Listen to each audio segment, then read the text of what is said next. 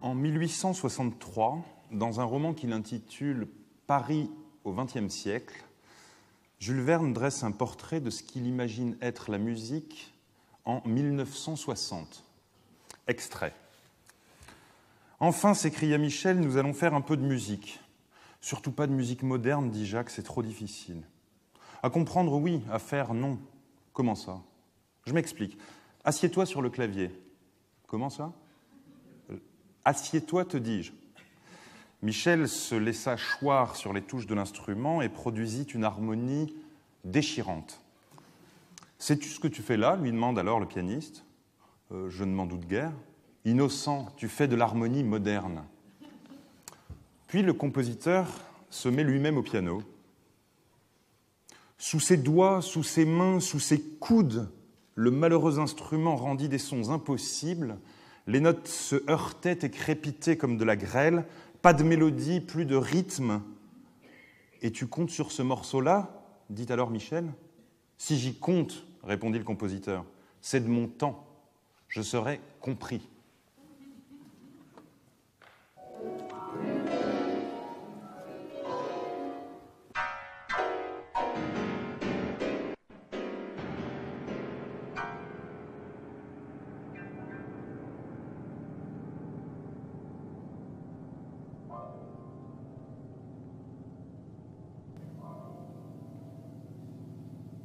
Alors, il ne s'agit pas d'une adaptation cinématographique de la scène que je viens de lire, mais bel et bien de l'interprétation par Maurizio Pollini, très grand pianiste, d'un chef-d'œuvre incontesté de Karlheinz Stockhausen, un des plus grands génies du XXe siècle, et qui date de l'année 60, 1960, 61 exactement, année précisément où est censée se dérouler la scène de Jules Verne.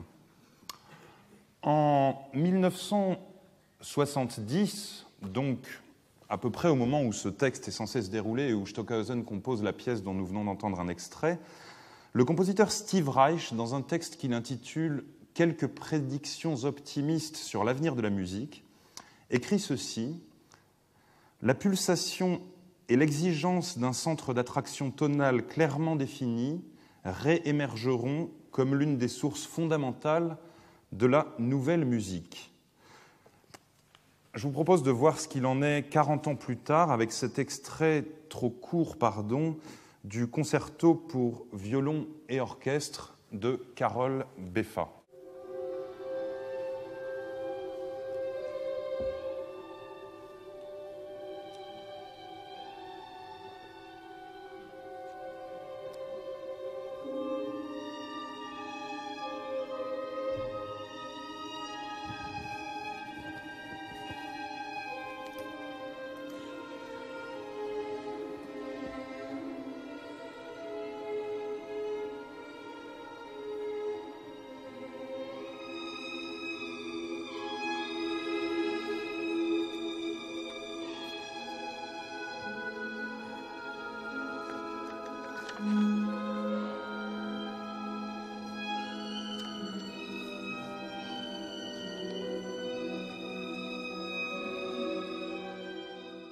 Que la prédiction de Jules Verne se soit réalisée, l'exemple que nous avons entendu en premier devrait suffire à nous en convaincre, surtout si j'ajoute que l'immense majorité de la musique de cette époque ressortissait peu ou prou à cette esthétique.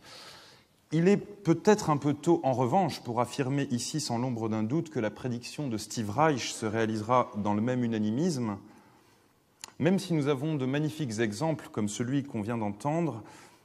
La lutte entre ceux qui souhaitent conserver le style musical atonal du XXe siècle et ceux qui souhaitent s'en affranchir est âpre, et les seconds sont loin de l'avoir gagné. Il me semble pourtant inéluctable que ce mouvement finisse par s'imposer, et c'est ce que je voudrais tenter de montrer aujourd'hui. Pour cela, je vais me risquer à une étude comparative des caractéristiques respectives du langage tonal et du langage atonal. Pourquoi dis-je me risquer ?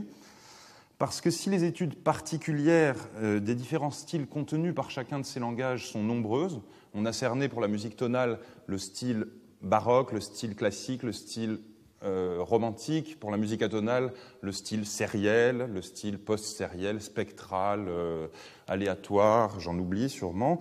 On n'a pas, en revanche, l'habitude de se pencher sur les caractéristiques commune à tous ces sous-ensembles au sein de leur entité respective, tonale, atonale. L'écueil d'une analyse aussi schématique, je préfère le dire d'emblée, est que je ferai peu cas de la frontière entre tonale et atonale, frontière qui est floue comme toutes les frontières artistiques et qui rend un grand nombre de compositeurs, notamment au début du XXe, inclassables selon cette terminologie. Mais la porosité de la frontière n'exclut en aucun cas la réalité de la différence profonde entre les entités qui s'en trouvent de part et d'autre, et c'est elle qui, aujourd'hui, m'intéresse. L'intérêt, à contrario, d'une analyse aussi ouvertement binaire est qu'elle permet, au moins en partie, d'expliquer le divorce entre le public mélomane et la musique contemporaine au XXe siècle. Divorce dont témoigne, s'il ne fallait qu'un seul exemple, le fait qu'encore aujourd'hui, dans les conservatoires et dans les concours internationaux de musique, il y ait besoin d'imposer des pièces de style contemporain pour s'assurer que les étudiants en jouent. Il n'est peut-être pas inutile à cet égard de rappeler que jamais on n'a dû imposer la musique romantique au XIXe siècle, jamais la musique classique au XVIIIe, évidemment. Contrairement à ce qu'affirment toutes les reconstructions fallacieuses de l'histoire de l'art, la musique du moment a toujours été la préférée des amateurs, à l'exception donc, exception remarquable, du XXe siècle. Pourquoi ce divorce? C'est ce que nous allons tenter de comprendre. J'avancerai seulement pour l'instant qu'on ne peut plus raisonnablement l'imputer, ce divorce, à une peur du nouveau. Tout d'abord, nous verrons que la musique contemporaine n'offre rien de profondément nouveau depuis des décennies. Et d'autre part, les mélomanes qui se refusent à la musique contemporaine vont très volontiers voir le dernier film, achètent le dernier livre de la rentrée littéraire. Ils n'ont pas en soi peur du nouveau. Si les raisons du passage à l'atonalisme au début du XXe ont été abondamment décortiquées, celles du retour remarquable de la tonalité au sens large ces dernières années n'ont pas fait l'objet d'une analyse aussi approfondie. Elles sont surtout commentées, disons, en surface par ceux qui souhaiteraient que le style musical du XXe reste ce qu'il est pour les siècles des siècles, et qui traitent volontiers de réactionnaires, de révisionnistes, enfin tous les équivalents séculiers du diable sont les bienvenus, ceux qui, comme Beffa notamment, veulent s'affranchir des dogmes de l'atonalisme. Ces quolibets à consonance politique ont évidemment pour but, et certainement pour effet, de masquer les raisons réelles de cette lame de fond néotonale, alors qu'elles seules, bien entendu, sont intéressantes. Nulle envie, en effet, et je pense que Carole ne me contredira pas, chez les néotonaux, de revenir pour revenir, de décider par principe que c'était mieux avant, de prôner le retour à un ordre ancien parce qu'il est ancien, bien sûr que non. Les raisons profondes de cette situation sont à chercher dans les apories même de l'atonalisme et dans les principes non négociables qui sont à l'origine de son avènement, principes dont nous verrons que la remise en cause est nécessaire à l'évolution même de la musique, ce qui conditionne, et ça n'est paradoxal qu'en apparence, l'évolution de la musique à un retour aux fonctions essentielles du langage tonal. Barthes, ici même, lors de son dernier cours, où il était question de la nécessité de la filiation dans l'élaboration d'une œuvre, a cité cette phrase de Verdi « Tournons-nous vers le passé, ce sera un progrès ». S'il est indispensable aujourd'hui, je pense, d'écarter la notion de progrès de la chose artistique, elle lui a plutôt porté malheur, il me semble en revanche qu'évoluer en se tournant vers le passé, ou avancer à reculons, pour reprendre le mot de Sartre sur Baudelaire, non seulement ne manque pas en soi de pertinence, mais que c'est même aujourd'hui le mieux que nous ayons à faire. Et puisqu'on va parler de langage musical et que j'ai un piano sous la main, je vais en profiter pour commencer par donner quelques exemples. Et tout d'abord, à tout seigneur, tout honneur, un peu de musique tonale.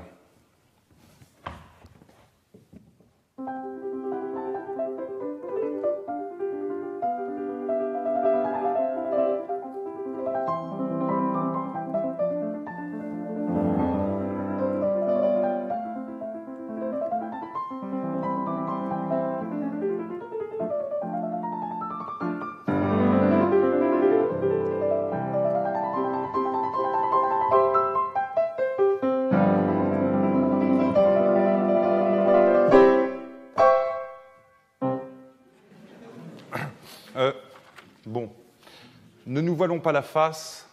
Il y a eu un petit problème vers la fin.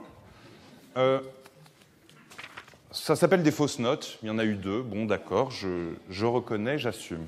Et j'assume d'autant plus volontiers qu'en réalité, c'était fait exprès, bien sûr, puisque ces fausses notes seront le fil rouge de la séance d'aujourd'hui, ou plus exactement d'ailleurs, le fait que vous les ayez remarquées. Car enfin, rendez-vous compte que, sans avoir étudié certainement pour beaucoup d'entre vous les lois du langage tonal, vous êtes capable d'entendre 2 fausses notes dans un morceau qui en compte plus d'une centaine, et morceaux que vous ne pouviez pas connaître, puisque je l'ai composé pour l'occasion de cette leçon. Autre chose maintenant, toute autre chose, une exécution que j'espère honnête cette fois-ci, d'une œuvre atonale, particulièrement intéressante en ce sens qu'elle est la première œuvre écrite dans un langage atonal théorisé. C'est la première œuvre dodécaphonique sérielle, écrite par Schoenberg en 1923. J'en joue la première page.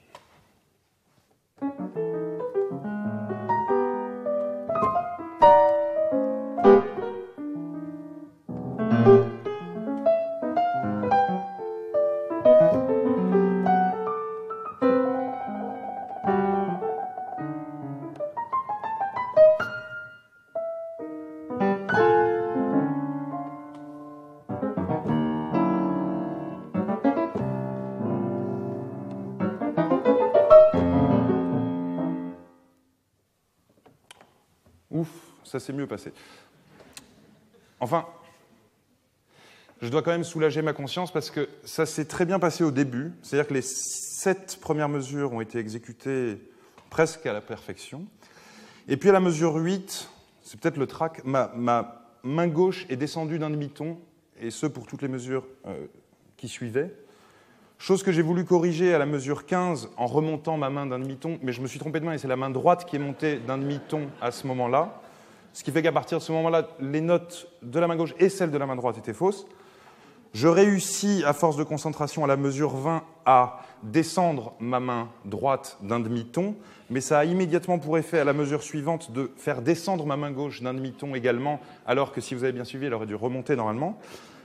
Et finalement, par je ne sais quel miracle, au milieu de la mesure 25, mes 2 mains retrouvent les places qui leur étaient dévolues, et je joue brillamment les mesures 26 et 27 exactement telles qu'elles ont été écrites. Ce qui veut dire en résumé que le tout début et la toute fin étaient joués normalement et le milieu c'était n'importe quoi. J'ai compté, parce que bien sûr c'était préparé, j'ai compté dans l'exemple que je viens de donner pas moins de 79 fausses notes, dont pas une n'a été entendue par les spécialistes même. En d'autres termes, si on résume la situation, des non-spécialistes repèrent 2 fausses notes dans une musique tonale qu'ils ne sont pas censés connaître, alors que des spécialistes ne repèrent pas 79 fausses notes dans un extrait de 31 secondes d'une musique atonale presque centenaire qui fait partie du répertoire.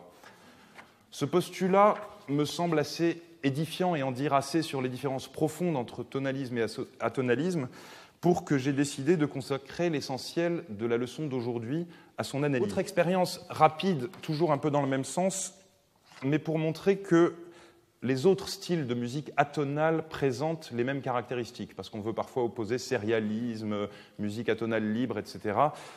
Aujourd'hui, je parle d'atonalisme de façon générale. Je veux montrer que ça présente les mêmes caractéristiques. Je vais donc jouer 2 petits exemples. Alors maintenant, vous ne me faites certainement plus confiance du tout puisque je mets des fausses notes partout. Donc je vais procéder autrement.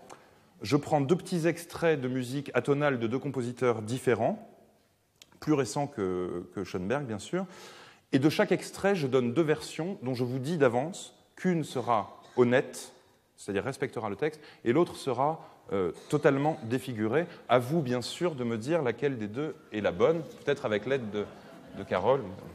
Donc, tout d'abord, Donatoni, une version honnête, une version défigurée.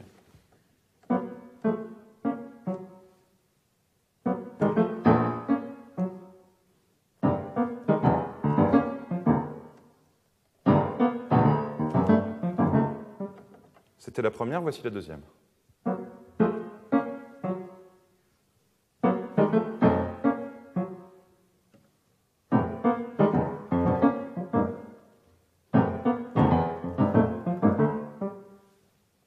Une idée?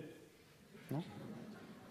Aucune? Alors, on va prendre un autre compositeur, alors, Courtag. Après on s'arrête. Hein, mais, Courtag, même chose, une bonne version, une mauvaise.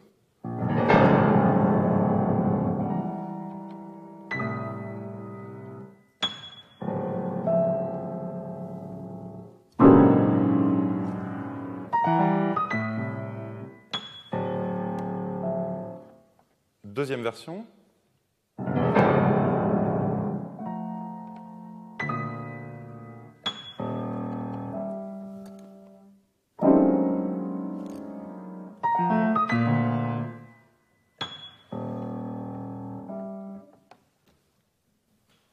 Non? Personne? Un dernier vraiment pour s'assurer qu'on n'y arrive pas et ensuite on reparle de tout ça. Deux versions.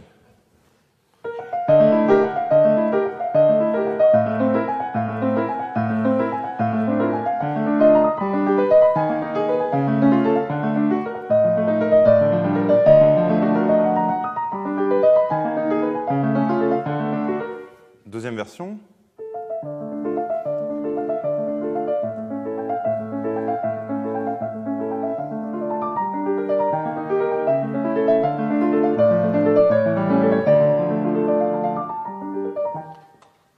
Est-ce que je vous fais l'insulte de vous demander si vous avez... Non.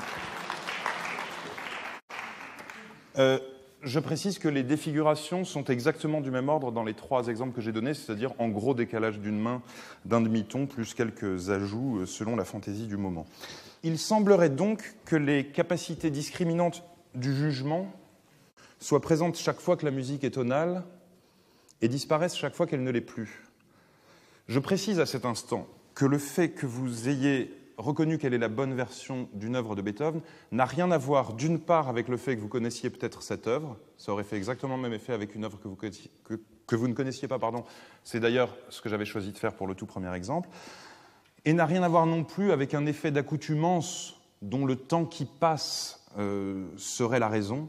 Les fautes étaient entendues exactement de la même façon qu'aujourd'hui, dès la première audition d'une œuvre, sans quoi d'ailleurs personne n'aurait remarqué les bizarreries qu'on a pu reprocher à tel ou tel compositeur et qui relevaient précisément de la part du compositeur de la fausse note voulue. Car c'est là que je voulais en venir. Les compositeurs de musique tonale avaient et ont à leur disposition un langage dont le public maîtrise une bonne partie des règles, même quand il est incapable de les énoncer. Et tout le travail discursif du compositeur est fondé sur votre connaissance de ces règles. C'est d'ailleurs le propre d'un langage, et ce pourrait être une partie au moins de sa définition, d'être un système codé dont les acteurs, émetteurs et récepteurs, ont intégré et partagent, consciemment ou inconsciemment, les données principales. En français, par exemple, et puisque c'est la langue qui nous réunit aujourd'hui, les exemples abondent de règles que nous respectons, alors que soit nous les avons oubliées, soit même nous ne les avons jamais apprises. Si un étranger nous demande à quel temps on doit conjuguer le verbe après « il faut que », par exemple, nous allons tous, pour répondre, procéder exactement à la même opération. Formulation in petto d'une ou de plusieurs phrases commençant par « il faut que je vienne, il faut que tu ailles, il faut qu'il prenne », et déduction de la règle « il faut que » est suivi du subjonctif. Mieux, avec une règle que nous ne connaissons pas. Imaginons la proposition suivante, écrite ici, un savant aveugle. Il y a deux façons de lire ça. On peut lire un savant aveugle ou on peut lire un savant aveugle. Si on tend bien l'oreille, il y a une différence de sens entre les deux façons de lire. Quand je dis un savant aveugle, on comprend un savant qui n'y voit pas. Quand je dis un savant aveugle, on comprend un aveugle qui sait. Autrement dit, dans le premier cas, sans la liaison, savant et le nom, aveugle l'adjectif. Dans le deuxième cas, savant aveugle, avec la liaison, aveugle et le nom, et savant et l'adjectif. Il existe une règle qu'on peut trouver, par exemple, perdue au milieu du Grévis, qui dit ceci: on ne prononce pas la liaison après la consonne finale d'un nom au singulier. En effet, une fois qu'on le sait, on peut chercher des exemples. On dit un loup affamé, pas un loup affamé, un collier admirable, un sujet intéressant. Personne d'entre vous ne dirait « c'est un sujet intéressant », très intéressant. On dit « c'est un sujet intéressant », pas de liaison parce que sujet est un nom, très intéressant, liaison parce que très n'est pas un nom. C'est un exemple frappant d'une règle que nous employons tous les jours, alors que très probablement nous n'en avions jamais entendu parler. Ces règles, en musique comme en français, nous les avons assimilées par la simple répétition d'énoncés corrects auxquels nous avons été confrontés. À force d'entendre des phrases bien formées, on sait comment elles se forment. À l'avènement de l'atonalisme, on a pensé, peut-être de bonne foi, que la répétition d'énoncés corrects ferait de la même façon assimiler la langue à tous les auditeurs. Or, il n'en a rien été. Un compositeur plus qu'éminent qui a consacré l'essentiel de sa vie à composer de la musique sérielle m'a dit un jour où je venais lui jouer au piano la réduction d'orchestre du concerto à la mémoire d'un ange d'Alban Berg, musique sérielle donc, que cette partition, et ce depuis toujours, contenait un grand nombre de fautes, fa bécard au lieu de fa dièse, etc. Et que les enregistrements de ce concerto et ses exécutions en concert reprenaient sans exception ces notes fautives. J'ai saisi l'occasion pour lui demander « mais dites-moi où sont les fautes que je viens de commettre, que je corrige immédiatement ma partition ?» Et lui de me répondre « je ne peux pas vous le dire là, ma partition corrigée est à la maison. » Qu'est-ce à dire exactement ? Qu'en musique tonale comme en français, on fonde les règles sur une connaissance et une pratique empirique qui nous permettent de sentir si la phrase est correcte, si elle sonne bien. En musique atonale, en revanche, étant privé de cette sensation que la note est juste ou fausse, on a vu à quel point tout à l'heure, on fera appel à la règle pour le savoir. Autrement dit, dans la musique tonale comme dans la langue parlée, on déduit la règle de la phrase, alors que dans la musique atonale, sérielle en l'occurrence, on déduit la phrase de la règle. Il est temps maintenant de se pencher sur cette connaissance que vous avez du langage et qui pourrait se définir à minima par votre capacité à prévoir, à préentendre, devrais-je dire, ce que doit être la musique dans la seconde d'après. Je reprends mon exemple du début qui vous a fait sursauter.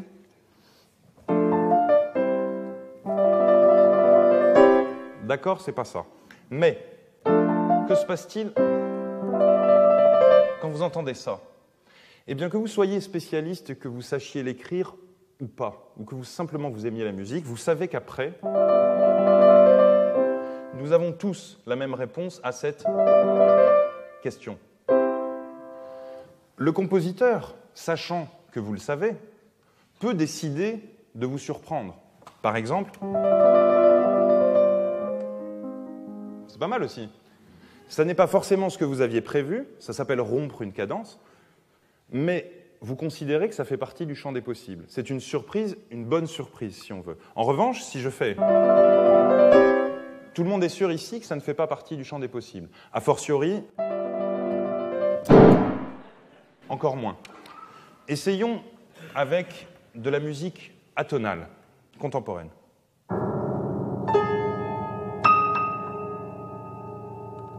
On a envie de quoi, là, après? Bon, je recommence.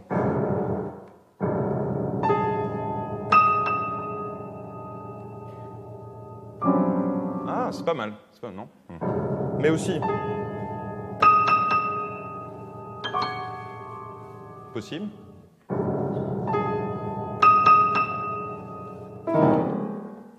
Crédible. J'arrête parce qu'on peut y passer la journée, la nuit, tout est possible. On s'attend à tout. Et comme on s'attend à tout, on est surpris par rien. Et nous entrons donc dans une forme d'écoute passive, et tout au plus, on se dit « Tiens, il a fait ça ». Si on analysait un peu vite les constatations que nous avons faites jusqu'à présent, on pourrait donc conclure qu'il y a, à l'écoute de la musique tonale, un type d'accords qu'on admet, qui sont plutôt consonants, et un type d'accords qu'on n'admet pas, plutôt dissonants.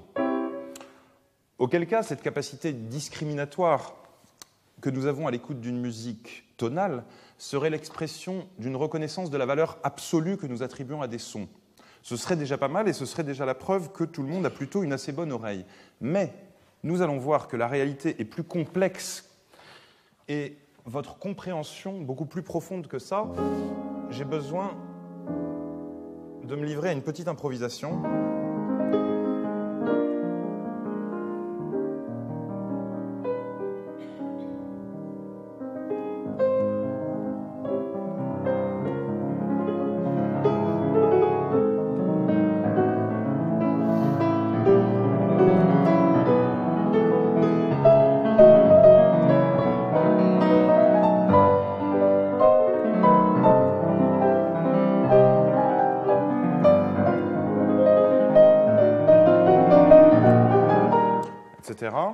Ça vous a plu?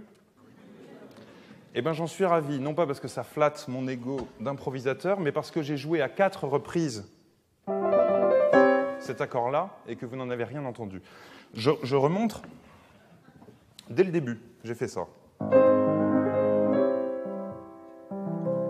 Il est là. Arrêt sur image.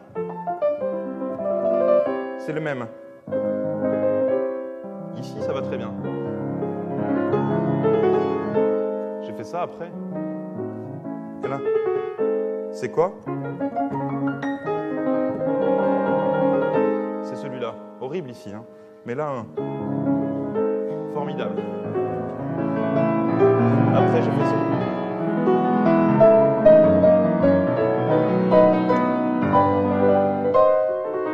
Même chose.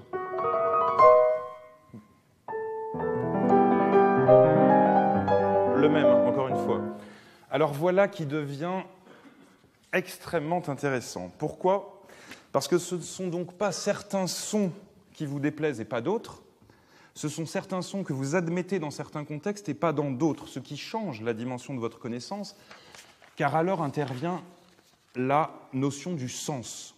Et les sons s'apparentent à des mots. Vous refusez telle note dans telle phrase musicale, non pas parce que la note vous est antipathique, mais parce que vous la jugez incohérente dans la phrase en question. Elle ne fait pas partie, autrement dit, du champ des possibles dont je parlais tout à l'heure.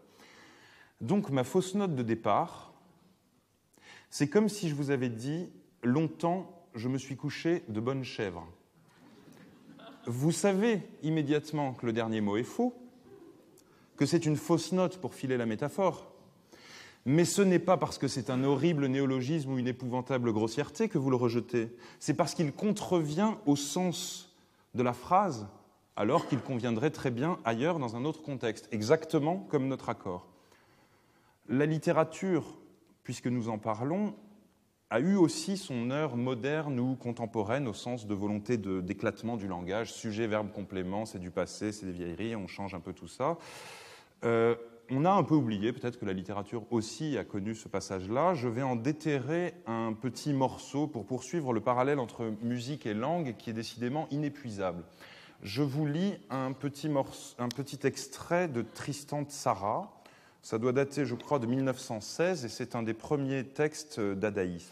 Porte close, sans fraternité, nous sommes amers, fêles, vire rendre scolopendre de la tour Eiffel, immense pense-pense et pense-pense, mécanisme sans douleur, 17, 98, 58, 555, IEO, Bibo, Fifi, Aha, mon Dieu, oh mon Dieu, le long du canal, la fièvre puerpérale, Scarabée et SO2H4, Tombeau, Matapo, les vice-rois des nuits, ils ont perdu les bras, polygone irrégulier, Amatsakas, la coccinelle est plus grosse que l'hémisphère cérébral, mais où sont les vice-rois des nuits? Il va de soi qu'en écoutant cela, vous vous mettez dans un état de passivité qui ressemble à l'état auquel vous oblige l'écoute de la musique atonale, car vous n'attendez rien, car il n'y a pas de sens. Je peux faire autant de fausses notes que je veux à la lecture, vous ne pourrez pas les entendre. Je ne me suis d'ailleurs pas privé, vous commencez à me connaître, et j'ai remplacé malencontreusement dentelle par scarabée dans le texte que je viens de lire. Ce qui, je pense, dans un texte qui aurait du sens, aurait forcément posé problème, mais ici, n'en a posé aucun. Autrement dit, Proust tonal, je remplace heure par chèvre, tout le monde l'entend. tsara atonal, je remplace dentelle par scarabée, personne ne l'entend. De la même façon, j'ai pu tout à l'heure défigurer Schoenberg, Donatoni, Courtag, sans que personne ne le remarque, alors que deux fausses notes dans un langage tonal vous ont fait tressaillir. Il va falloir se rendre à cette évidence. On ne peut défigurer impunément que ce qui n'a pas de sens pour le spectateur. Le compositeur tonal a donc à sa disposition un langage qui lui permet de jouer constamment avec la prévision de l'auditeur. Cette propriété est au fondement même de la musique savante, puisque c'est sur elle et sur elle seule que repose le fait qu'on ait pu avoir envie de développer des discours dans le langage musical. Claude Lévi-Strauss, qui s'est employé à mettre en avant cette propriété essentielle du langage tonal que le sérialisme, selon lui, est incapable de reproduire, l'a décrit en ces termes : l'émotion musicale provient précisément de ce qu'à chaque instant, le compositeur retire ou ajoute plus ou moins que l'auditeur ne prévoit sur la foi d'un projet qu'il croit deviner. Et il ajoute : le plaisir esthétique est fait de cette multitude d'émois et de répits, attentes trompées et récompensées au-delà de l'attente, résultat des défis portés par l'œuvre. Alors je vais profiter à nouveau du piano, cette fois pour vous donner 3 exemples parmi des milliers de cette capacité que le compositeur tonal a d'utiliser notre connaissance pour la surprendre ou pour la flatter. Premier exemple, emprunté à Jean-Sébastien Bach dans sa cantate numéro 54, un air au milieu duquel le chanteur chante « Lass dich nicht den Satan blenden, denn die Gottesehre schänden, trifft ein Fluch, der tödlich ist ». Ne laisse pas Satan t'aveugler, car profaner la gloire de Dieu entraîne une malédiction mortelle. Inutile de dire qu'il faut faire preuve d'imagination et de talent pour paraphraser un texte aussi fort, et inutile de dire bien sûr que Bach y parviendra. Il va pour cela utiliser vos capacités prédictives. Le chanteur dit 2 fois cette phrase, et à l'issue de la première occurrence, au moment où donc il chante « Trifft ein Fluch, der tödlich ist », entraîne une malédiction mortelle, Bach introduit une cadence tout ce qu'il y a de plus normal jusqu'à sa résolution. Et là, nous attendons.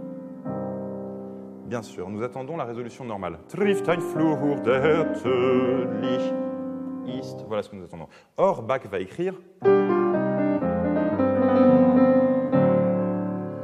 utilisant ici un accord tout à fait habituel dans d'autres circonstances, mais assez étonnant à une arrivée de cadence, puisqu'au lieu de nous donner l'impression que nous sommes arrivés quelque part, il donne plutôt l'impression que la musique repart sans qu'on sache trop pourquoi, comme si une étape avait été sautée dans la formulation. En réalité, cet accord-là va entraîner une ritournelle de l'orchestre, à l'issue de laquelle le chanteur va pour la 2e fois dire cette phrase, et à la fin de la phrase, la 2e fois, sur la malédiction mortelle, Bach, de nouveau, amène une cadence classique, à l'issue de laquelle nous attendons ça, ou peut-être ce qu'il avait fait la première fois, mais qui ici n'aurait pas de sens puisque c'est la dernière fois que le chanteur l'a dit. En réalité, en lieu et place de l'accord le plus consonant qu'il a à sa disposition, et qui est celui que nous attendons, Bach va utiliser l'accord le plus dissonant qu'il ait à sa disposition, qui s'appelle un accord de triton, parce qu'il est fondé sur cet intervalle un peu désagréable à l'oreille, qui est un intervalle de quarte augmentée, et qui, à l'époque, était considéré comme l'intervalle du diable dans la musique, donc on ne peut plus approprier au texte en question. Je m'essaye à vous chanter la chose dans son ensemble. Lass dich nicht den Satan blenden, denn die Gottesehre schänden, trifft ein Fluch, der tödlich ist. Ritournelle de l'orchestre.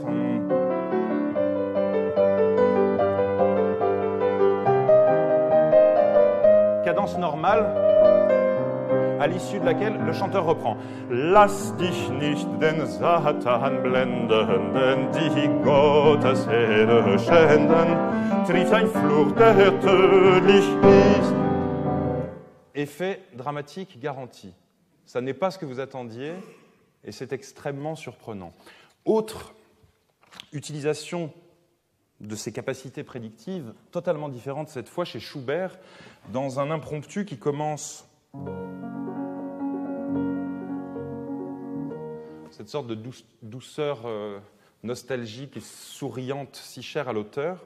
Au milieu de cet impromptu, Schubert introduit un moment plus dramatique.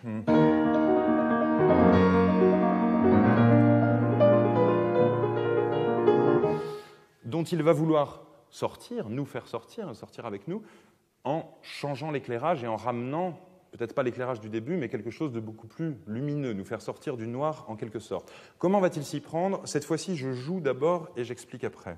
Le passage va arriver. Voilà, le drame arrive.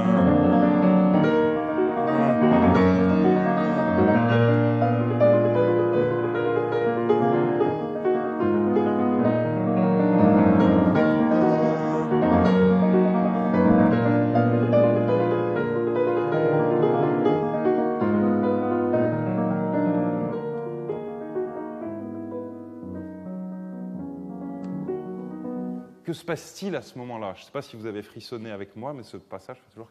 Que se passe-t-il au moment où Schubert apporte cet éclairage? Comment fait-on? Eh bien, on utilise le fait que vous vous attendez à autre chose. Je résume. Schubert va non seulement savoir que vous attendez une résolution normale, qui serait celle-là, mais non content de le savoir, il va vous la donner d'abord à 2 reprises, la vraie solution. Cette solution-là, il vous la donne à 2 reprises dans le passage, et c'est au moment où arrive la 3e fois qu'il change complètement, au moment peut-être donc où on s'y attend le moins, il change complètement de degré et qu'il nous surprend avec cette façon de résoudre la cadence. Résumé. Première occurrence. Puis, il reprend. Deuxième occurrence. Alors, il a changé un tout petit élément mélodique pour justifier la répétition. C'est-à-dire que la première fois, on avait... Deuxième fois. Et troisième fois...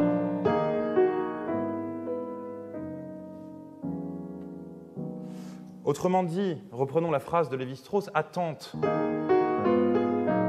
Attente et attente trompée et récompensée au-delà de l'attente. Voilà ce qu'il voulait dire.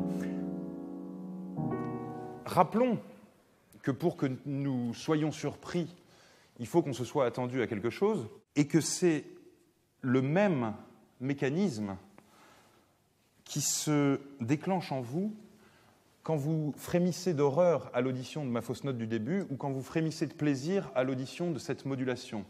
Ce mécanisme, c'est, si j'ose dire, le jugement en comparution immédiate de l'anomalie. Il ne se passe que quelques millisecondes entre la commission du forfait, l'enquête contradictoire, la plaidoirie de la défense, le réquisitoire et le verdict. Le verdict, dans un premier cas, ça sera l'interprète est nul, dans le deuxième cas, ça sera le compositeur est génial. Mais ces 2 verdicts seront l'aboutissement d'un seul et même type de procès, c'est celui que l'auditeur intente à la note qu'il n'avait pas prévu d'entendre. Quelques mots maintenant sur une utilisation spéciale de vos capacités prédictives, c'est la marche harmonique. La marche harmonique, c'est une sorte de suite logique qui se propose de flatter votre connaissance préalable du discours et qui est à ce titre évidemment très appréciée des mélomanes.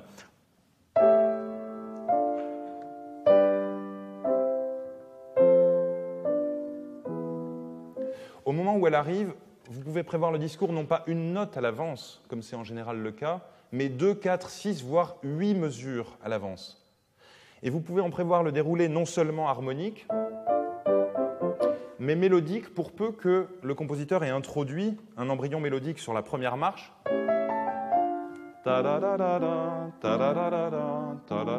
ou Au moment donc où arrive la marche, vous avez presque l'impression de connaître ce morceau même si vous ne l'avez jamais entendu, ou même, mieux, l'impression de l'avoir composé vous-même ou d'être en train de le composer. C'est un véritable cadeau que le compositeur fait à son auditoire, et à ce titre, d'ailleurs, la marche intervient souvent après un passage où votre attention a été particulièrement sollicitée ou vos nerfs mis à rude épreuve. Je pense par exemple à ce passage du deuxième Klavierstück de Schubert. Paysage aride, inconfortable, la tension est palpable, elle monte, et quand elle arrive à son paroxysme, Schubert dit « marche ».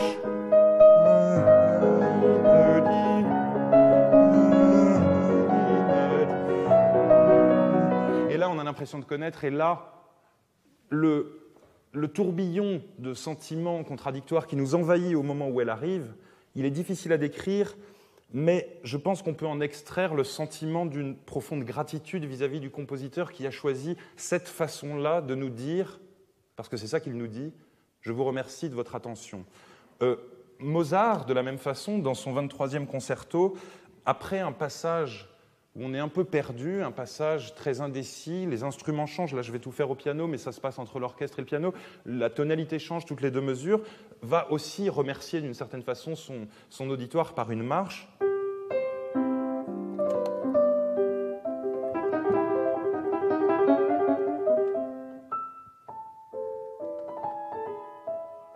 Où est-on ?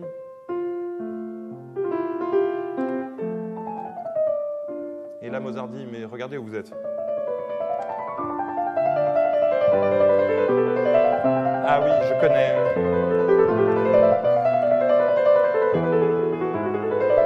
Et ce confort d'écoute indéniable que procure la marche au moment où elle arrive l'a évidemment rendu très populaire chez les auteurs de variétés, notamment. On ne peut pas ne pas citer...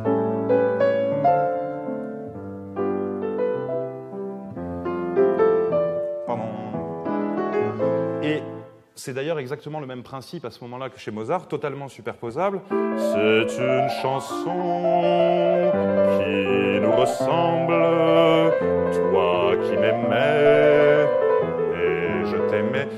Celle de Schubert, on peut lui faire subir le même affront. Vous vous souvenez, celle-là ? Ça peut faire la la la la la la la la la la la la la la la la la la. Pourquoi ces superpositions provocatrices ? Loin de moi, bien sûr, l'idée d'un quelconque relativisme qui consisterait à dire que les parapluies de Cherbourg et les impromptus de Schubert, c'est la même chose, ou que les feuilles mortes et les concertos de Mozart, c'est la même chose. Bien sûr que non. Mais c'est pour rappeler quelque chose de très important et d'un peu trop oublié.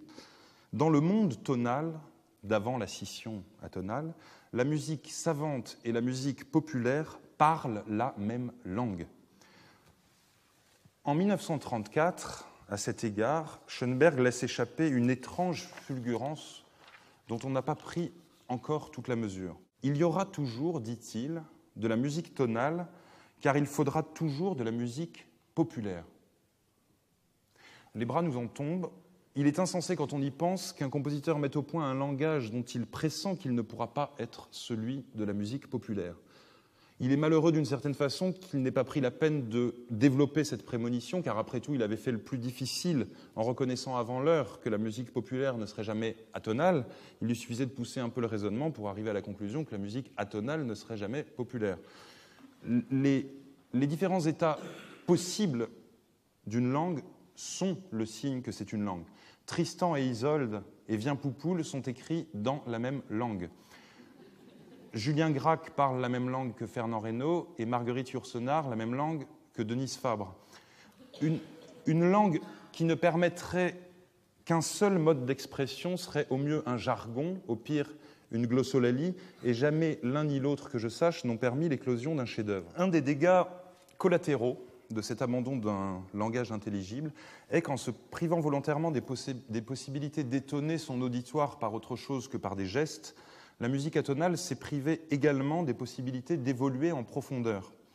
on peut raisonnablement dire que depuis Webern ou Varèse, qui offraient des œuvres véritablement inouïes, littéralement inouïes, à leurs auditoires, le style atonal, qu'on l'appelle moderne ou contemporain, peu importe, n'a plus rien offert de véritablement étonnant depuis bientôt un siècle. Car les astuces ou les coups de génie dont les compositeurs de l'époque tonale faisaient usage pour séduire ou surprendre leurs auditeurs les poussaient à découvrir des mondes harmoniques parfois inexplorés, dont certains ont été abandonnés et d'autres ont fait école, au gré de leur pertinence. Cette dialectique, une fois abandonnée, il était inévitable que la musique n'évolue plus en profondeur, puisqu'on ne peut naturellement faire évoluer que des paramètres qu'on utilise. D'où un paradoxe très frappant. Depuis une centaine d'années, on ne s'est jamais autant focalisé sur l'évolution de la musique et elle n'a jamais aussi peu évolué. Pierre Boulez lui-même avance cette réflexion très juste. On prétend, dit-il, que le XXe siècle a beaucoup évolué, mais c'est faux. Il y a moins de différence entre les tendances d'aujourd'hui et Stravinsky qu'entre Beethoven et Wagner. C'est parfaitement juste. Essayer de faire des bonds d'environ 60 ans dans l'histoire de la musique, c'est édifiant. Par exemple, la Passion selon saint Matthieu, la Flûte enchantée, Lohengrin et le Sacre du printemps. Bach, Mozart, Wagner, Stravinsky. C'est des sauts d'une soixantaine d'années. Nous sommes tellement aguerris au statu quo que ça nous semble sidérant. Voyons ce qu'il en est avec l'atonalisme en écoutant maintenant 4 petits extraits très courts de 4 musiques atonales de 4 auteurs différents.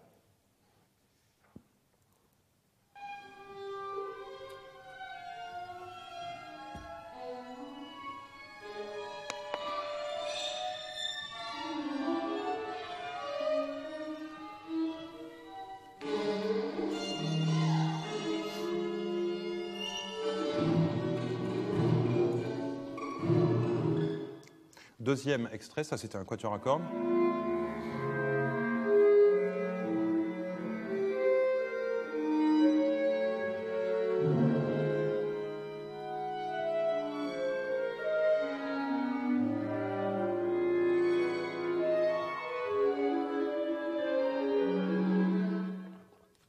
Troisième extrait.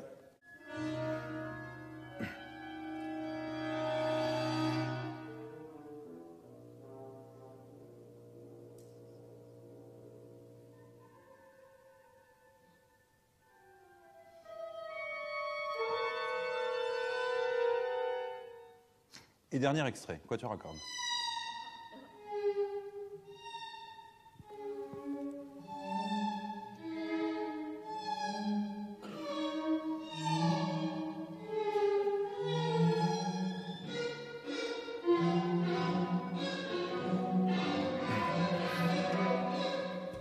Quelqu'un pourrait-il dire lequel de ces extraits est manifestement beaucoup plus moderne que les autres? Autrement dit, le classement chronologique saute-t-il aux yeux? Bien sûr que non. Ils pourraient tous les 4 avoir été écrits hier après-midi par un étudiant en composition d'un de nos conservatoires nationaux supérieurs de musique, et s'ils l'avaient été, ils auraient tous les 4 été avalisés par le professeur, tant ils répondent aux exigences stylistiques imposées par l'académisme contemporain. Ils pourraient, à ce titre, figurer aussi tous les 4 sans l'ombre d'une hésitation dans les bacs musique contemporaine de nos disquaires.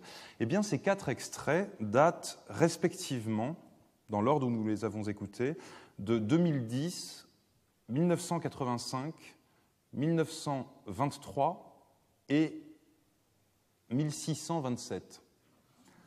J'admets que faire figurer le dernier extrait dans cette petite anthologie est une forme de facétie de ma part, mais je voulais profiter de l'occasion pour rappeler que, de la même façon que le monochrome a existé avant Malevich, l'atonalisme a existé bien avant Schoenberg, au titre souvent expérimental de tentative d'imitation des bruits de la nature. Ici, c'est Carlo Farina, compositeur qui a dû naître aux alentours de 1600.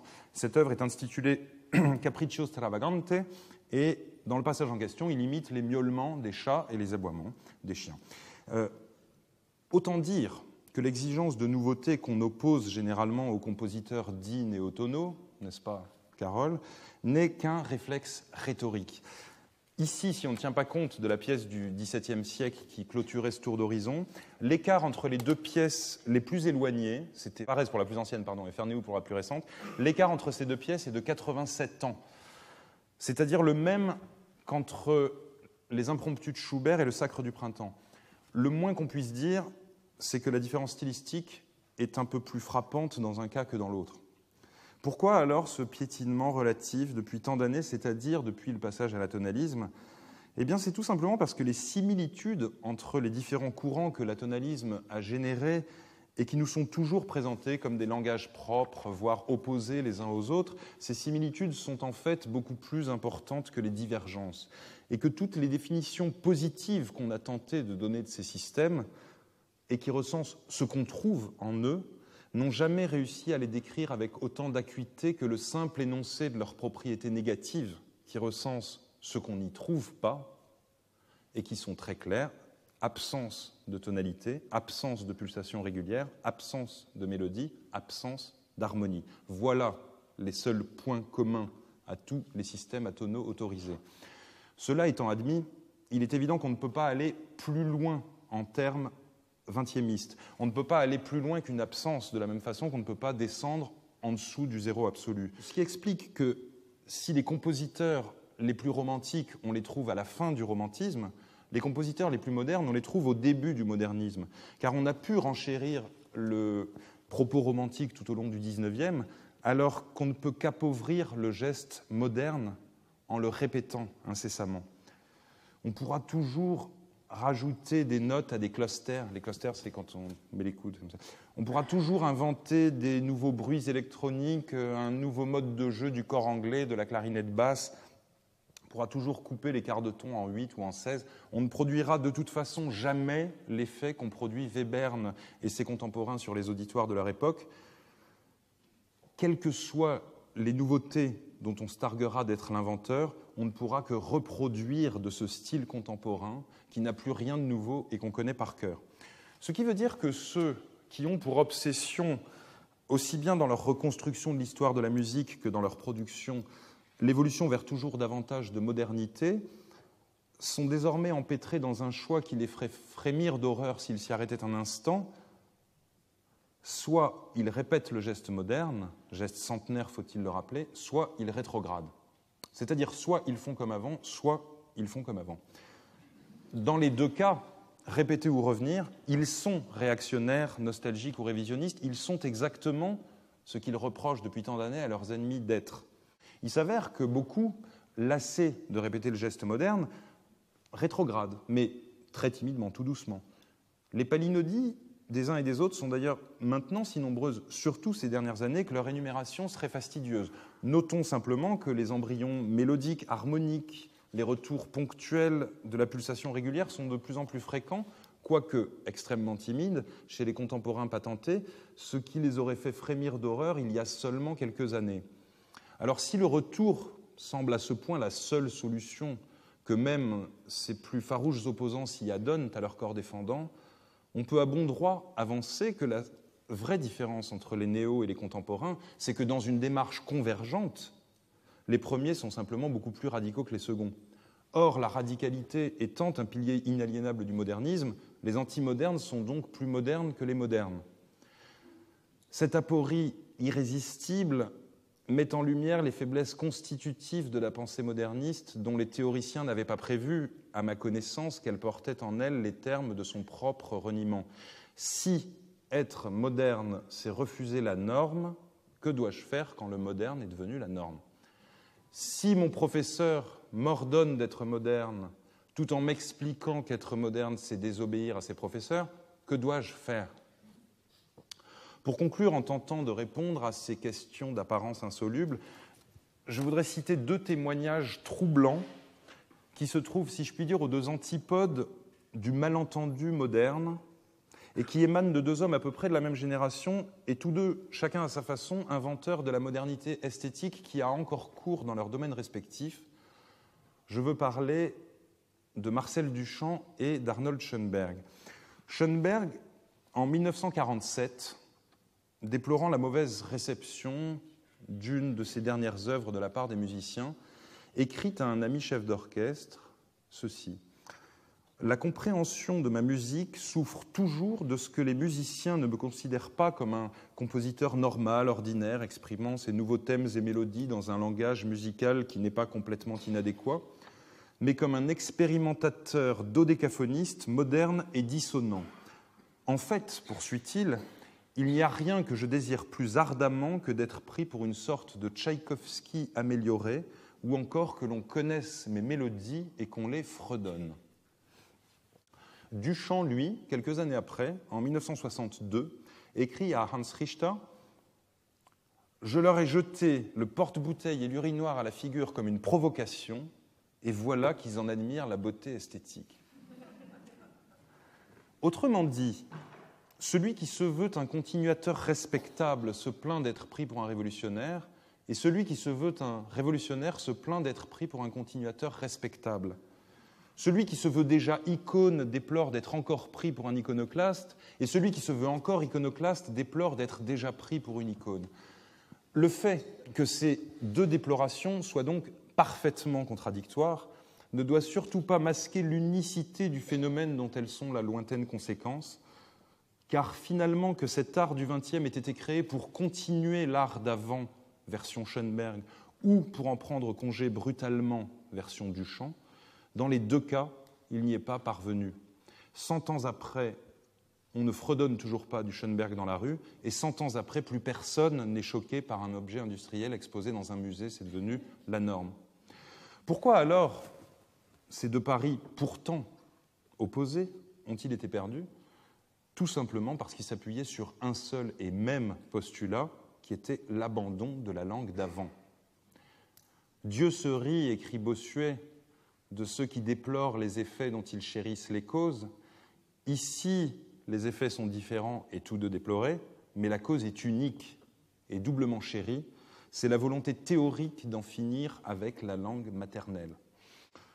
Plus le temps passe, plus il sera difficile d'occulter la nécessité de revenir sur cet abandon de la langue, puisque c'est à lui et à lui seul qu'on doit toutes les sortes d'échecs dont ces deux déplorations ne sont que deux malheureux témoignages, puisque c'est à lui, cet abandon de la langue, qu'on doit en musique, j'espère l'avoir au moins en partie montré, d'une part cet arrêt remarquable de l'évolution du style, d'autre part et concomitamment la désaffection massive et sans précédent des interprètes et des mélomanes pour le répertoire contemporain. En matière d'art, il ne faut pas craindre de paraître réactionnaire si on ne veut pas paraître demain démodé. C'est Claude Lévi-Strauss qui a écrit ça. Et je propose que nous tentions de le comprendre, de comprendre ce qu'il entend par là, peut-être à l'aide de Nietzsche qui disait « Féconder le passé en engendrant l'avenir, tel est pour moi le sens du présent ». N'ayons plus peur du vice ou des fantômes que naguère Pierre Boulez fustigeait l'un et les autres en disant que la musique ne doit être viciée par aucune réminiscence stylistique, ni hantée par aucun parrainage du passé. Alors réinvitons-les à notre table, ce vice et ces fantômes et les plaisirs qui vont avec, chassés par un art tellement obsédé par le dépoussiérage qu'on pourrait le dire hygiéniste. Reculons, alors oui, reculons pour mieux sauter, et nous verrons dans quelques années, j'en prends ici le pari, que ce qui semble encore aujourd'hui aux yeux de certains être une évolution à l'envers sera enfin pris pour ce que c'était vraiment, une révolution à l'endroit. Je vous remercie.